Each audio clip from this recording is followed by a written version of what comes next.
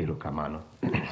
Erokamano japuonj lere yo makare kendo sani nitiere weche mamoko mapod nitiere kar ka ng'eni ka ng'wedo thuolo mondo mi warangane ni to gik matimore e counties ma Kaluo bende gichalo nade. Ng'eni ang'wana county ma Kisii, county ma Migori, county ma Mombasa bende ang'wago Tarubin kata ni gin gik mage ma osebedo kacha katimore. Nyakora Ramogi jwang' nyaka sani duol mochung'ne ndiko ji e tije mane county mano ma Migori nyaka sani osegolo ywak margi ni nitiere achudhe moko ma osebedo kanyo kaka omenda kuom oganda jopiny ka gisingo negi tije. To kinde gi nyakora Ramogi jwang' oganda bende twak mango kawuono en ywak mantiere kanyo ni tije gi bende onge.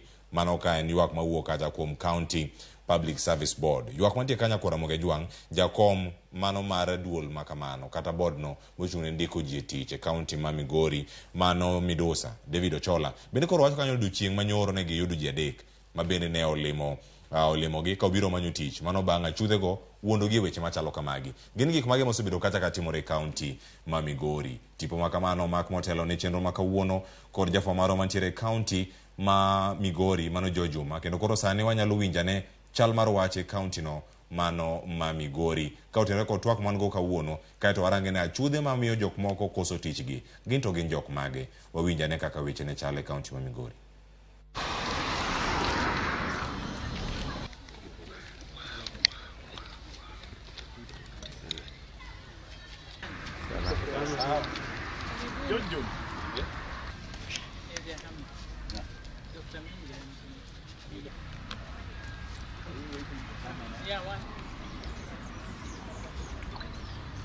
For the last 2 weeks waseyudo ripode mang'eny mag ji mikwalo magonegi sime ni nitie ji mindiko e county mar Migori ka.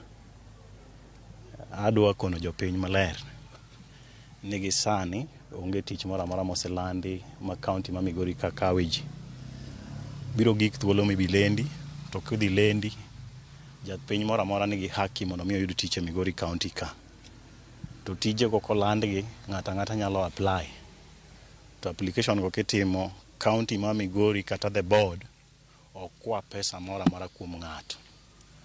Waseyudo cases mang'eny particularly ma wuok kod cases machalo mag ECD mag ji madwaro mondo mi kwagi pesa ni board ndiko ji jopuonj mag ECD mondo mi gior pesa.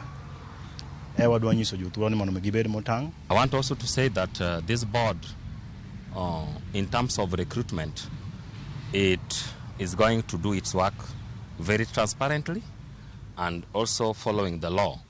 And each and every person in this county is entitled to equal opportunity. And further, we are not going to ask for any penny for somebody to be employed in this county. Ng'ata majapiny ma ng'ato onyiso ni adhi wuoyo nu gi the board mondo omiu tich kel pesa.